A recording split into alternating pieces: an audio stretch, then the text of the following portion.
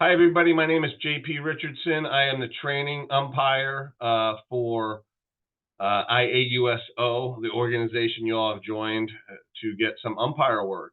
We're going to have plenty of trainings throughout the season and off season, so keep a lookout on the IAUSO website, as well as the emails that Greg sends you about upcoming training opportunities. This is kind of meeting one or two that you're going to be watching online if you haven't been able to attend our meetings in March that we already have done. If you haven't watched Greg's meeting about a signer and how to get assigned games, please watch that after this one. If you've already watched that, this is going to be more about a little bit on game management and what we expect of you as an umpire. Let me get to my screen share, and I'm going to go through a couple slides real quick and get you out of here. Okay, today we're going to be talking about game management and some things you can do before, after, and during the game to help you have a successful career this season and in the future. This picture right here is of Pat Hogberg, who started off in Little League here in Iowa and doing USSSA and Iowa high school games, and now he's the Major League umpire. So it's kind of fun to see an Iowan on the big screen there.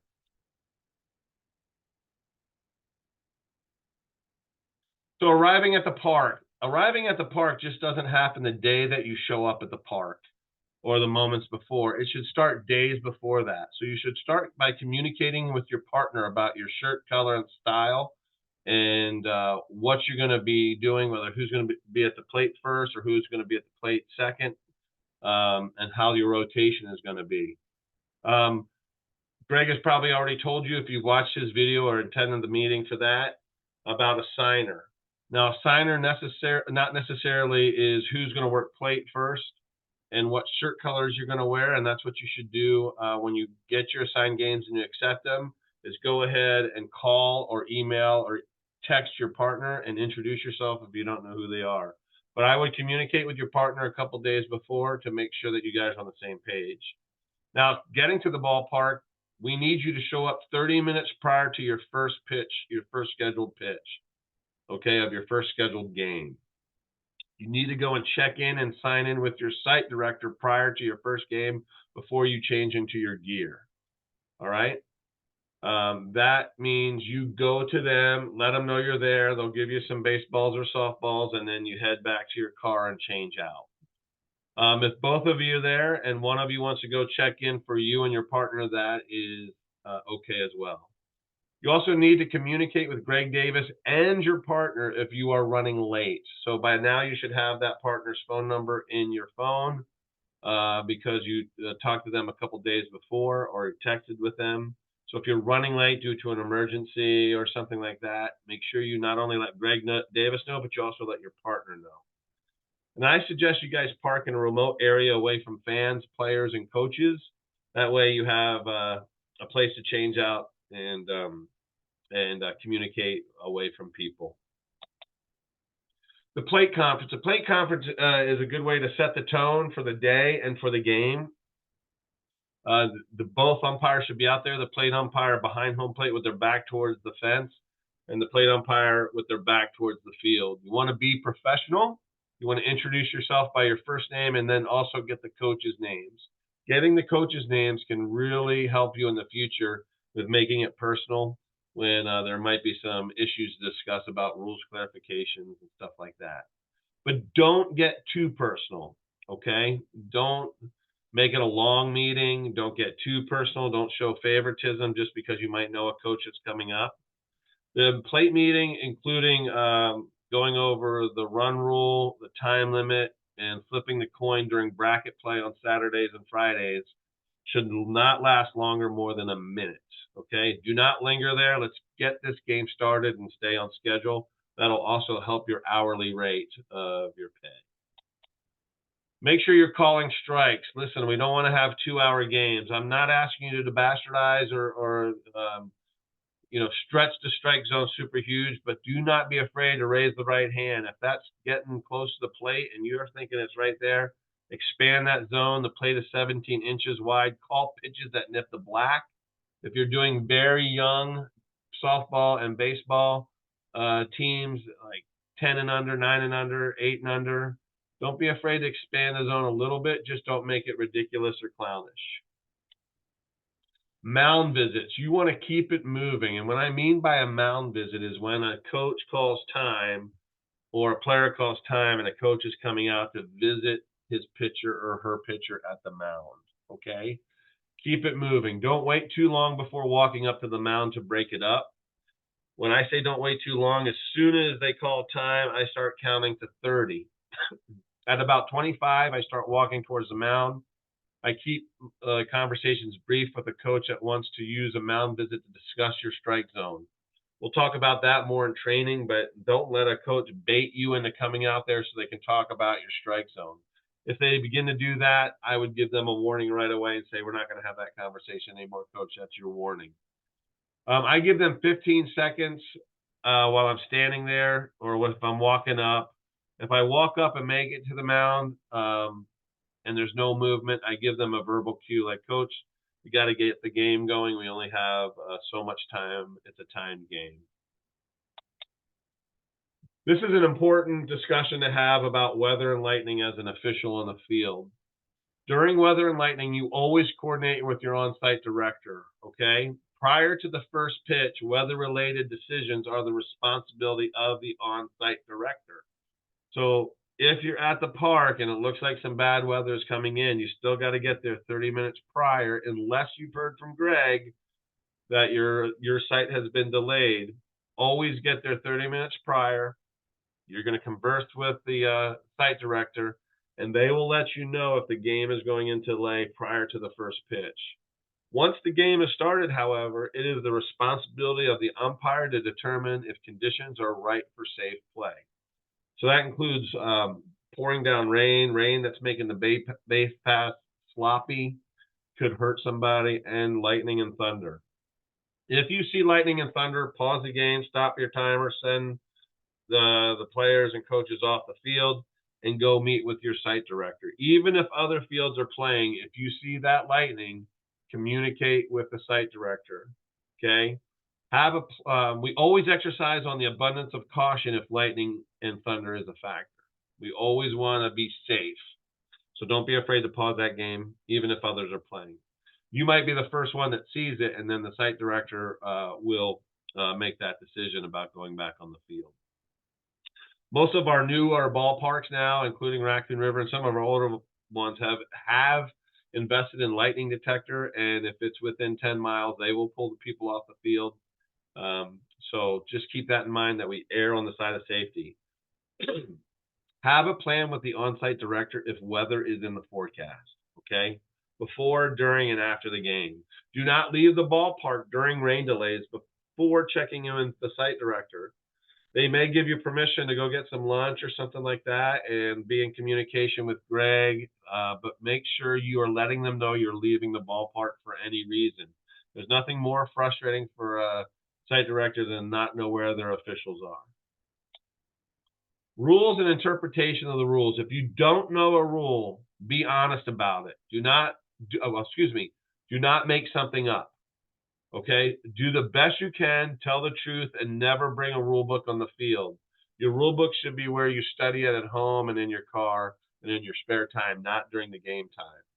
Do not be afraid to have a conference. If you're a newer umpire and you're working with a veteran umpire and you're just having a hard time interpreting a rule in your head or something like that, don't be afraid to say, time, I'm going to confer with my partner. And get together. And even if you're two younger and 10-year umpires, you can probably get through it. Get together with your partner with questions or uncertainties. However, do not get together on calls that do not pertain to your partner. So if it's a quick safe out, fair foul, ball strike, they don't go to your partner. Get to your partner, though, with rules clarifications. We have no egos out there. We want to get it right, even if we make a mistake. When in doubt, call time, stop the clock, and get the tournament site director. One thing I've taught my newer umpires to say, if you're brand new and it's your first weekend or your first year, is be truthful. And if a coach comes and asks you for a rule clarification and you do not know how to interpret it, just say, Coach, I'm a brand new umpire, and I do not remember or know how to interpret that rules interpretation, I'll be glad to stop the clock and get the site director, or I'll be glad to call my trainer. You're going to find out more times than not that the honesty is the best way to approach it. Oh, actually, 100% of the time it is, and most coaches will move along. Okay, we're out there with no egos. We want to get it right, but we also want to be honest. You also have to support your partner. If a coach comes out on your partner, do not run and hide or stick your head in the sand when a coach comes out to discuss something with them, even if it gets a little heated. I always like to get within 10 yards of my partner so I can hear what's going on. Do not let coaches or players say things when your partner is on the other side of the field. Eliminate those issues by addressing them right away. If I'm a base umpire and somebody, the coach next to me in the coach's box, is complaining about my partner's strike zone, I will address them and say, "Coach, we're not going to talk about my partner that way." A lot of times you're going to hear, "Well, I'm talking to your partner. I'm not talking to you." And I just say, "Sir, just like your team, we're a team out here. So it's just us two together. If you say something about my partner, you're also saying it to me." It is okay to say that's enough or stop. This gives the coach a chance to know where your line is drawn. We want to have a very clean year, not too many ejections and throwing out of the ballpark. So if you are stern and professional at the beginning, they'll know where the line is drawn. It's up to them to cross it. Okay? Do not engage in arguments with assistant coaches. Only talk to the main coach, the head coach of each team. Remind them of their roles as necessary, and you do it calmly and professionally. And I always do it like this. If an assistant coach is trying to talk to me other than about the weather or something, I just say, "Coach," if they're trying to talk about rules clarifications, I say, "Are you the head coach? I can't remember," or something like that. Or I just say, "Are you the head coach?" And when they say no, a lot of them know that they just need to back off. When you're having discussions, make your point and then walk away. Don't make it a long discussion. Let them have a rational conversation with you, however. And remember this, silence by you cannot be misquoted.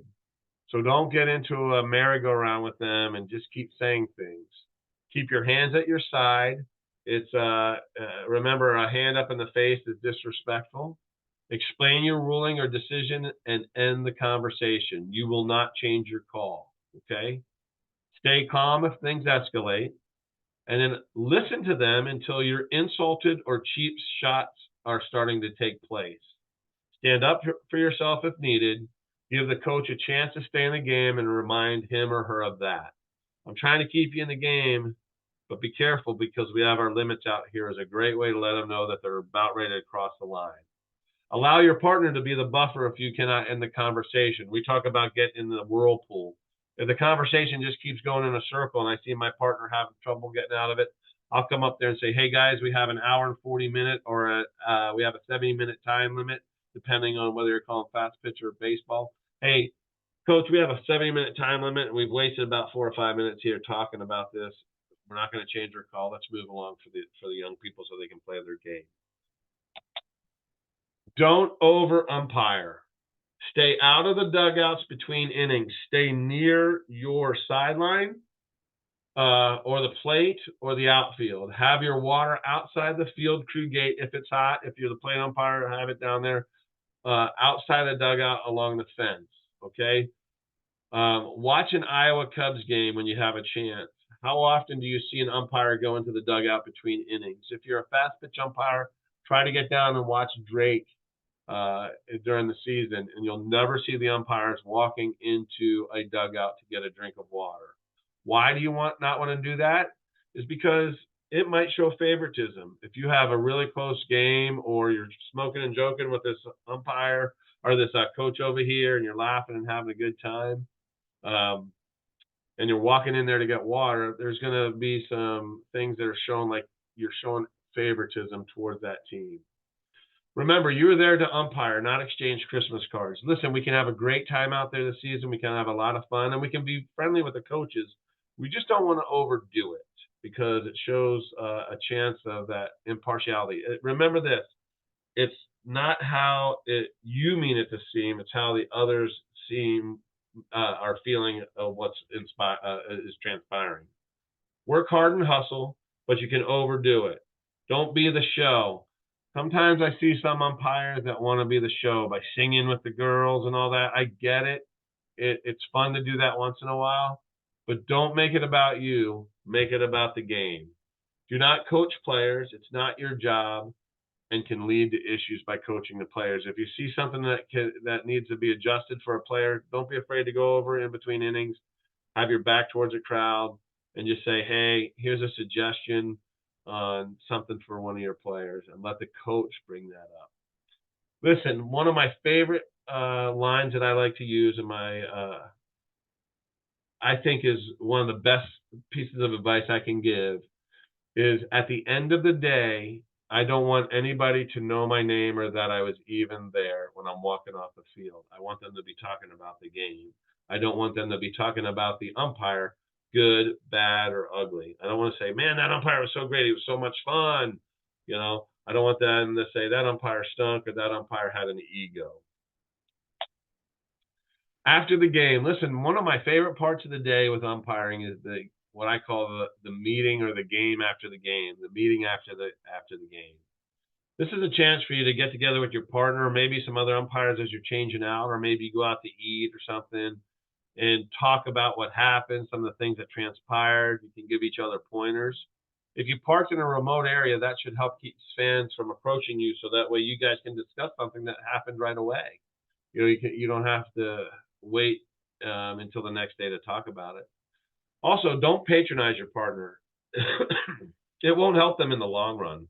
If they ask for feedback, be constructive and honest about it, but don't tell them they did a great job if they didn't, but also don't give them feedback until they ask. If you're a younger in tenure official that worked with a vet and you receive some helpful feedback, send that vet a text the next day thanking them for their help and feedback. You always, whether you're a newbie or a veteran umpire, you want to be that umpire that is seen as a learner and is coachable and easy to work with. I also want you to remember this. I hope some of you veteran umpires don't get offended, and if you are offended, it might be you that is doing this. Not all veteran umpires know what they're talking about, so use a filter to get rid of the bad information. If you have a question about what a veteran umpire told you to do and it didn't sound right, call me or Greg and we'll let you know. And after the game, be willing to accept criticism from your partner if you ask for it. You may not agree, but it is good for you to hear others' opinions about your officiating. You're not asked just to get your ego stroked, though. See, when I got evaluated doing high school and college ball, I wasn't really interested in all the good stuff they had to say about me. I wanted to look for that line in the middle of the report of something that I could work on, because I was striving to become a better umpire every game. A few last points of emphasis for 2024. Number one, don't talk negatively about the teams or fans while in the ballpark. Ears and eyes are everywhere. If you're having a bad time with a set of parents or a team, the worst place for you to talk about it is within the ballpark, because then that negativity will go through the ballpark like wildfire. If you need to discuss something, we are going to have Monday night Zooms, or you can call me and vet and let me know what's going on. We do need some of those things that are negative to be brought to our attention, because we are able to warn teams about their unsportsmanlike behavior. Number two, please bring any remaining balls, new and used, back to the site director before you leave for the day. This is property of Central Iowa Sports.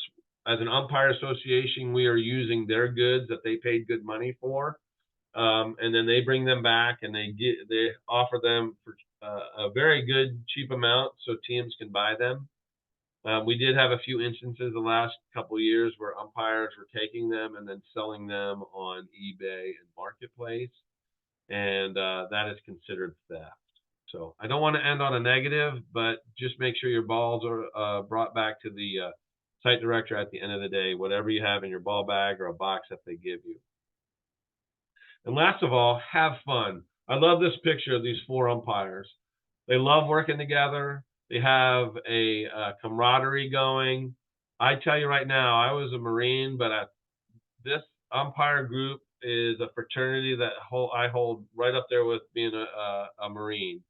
Um, it's a great brother and sisterhood, and it's you guys are the ones that are out there, taking the heat for calls that didn't go somebody's way. So you just got to support each other. But I love the smiles on in this pick's face, because everybody's having a great time. And if you knew these 4 umpires, they're infectious and fun to be around. And it should be fun to go to work every weekend. If you have any questions, I would like you to do this. For scheduling questions, you get a hold of Greg Davis. The only time you'll get a hold of me for scheduling is if Greg is on vacation and I'm doing the scheduling for that weekend. If you call me or get me, I'm just gonna for scheduling. Otherwise, I'm just gonna say you got to get a hold of Greg, because he's got his finger on the pulse on that. If you have training or rules interpretations, this is what I'd like you to do. First of all, for training and things like that, call me. But if you need a rule interpretation while you're on the field, your first thing to do is go to your site director. If your site director is not able to be there, you call me. As we get into having more umpires, we're hopefully then more than just for the World Series and for state, we want to have a UIC eventually. If a UIC has been scheduled for that ballpark that weekend that you're working, go to the UIC first, then go to the site director, then go to the call me with rules clarifications. Listen, that's all I have for you today. Keep an eye out for the trainings. Look for the Monday night Zoom calls. All of these will be in the training tab under IAUSO. We will record those. We will have on-field trainings throughout each month during the season, and we will be telling you that those are focused on certain rules. You'll see it in Greg's email. If you're not working that night, I suggest you come there. Even through my whole career, I would go to every training that I possibly could, even though I've been doing it for 20 plus years. Listen, let's have a great season. Make sure you're hydrating. Make sure you're hydrating now for the upcoming season. Drink water every day, lots of it. That way, when the heat of the summer comes down, you're not going down. And don't be fooled by cool weather. You can be dehydrated in that as well. I look forward to meeting each and every one of you. We're going to be doing a lot of evaluations this year. We have an electronic evaluation form. So please be on the lookout for that. If we evaluate you that weekend, we will put it in your email. Have any questions? Give me a call. I look forward to seeing all of you in the near future. Talk to you later. Bye-bye.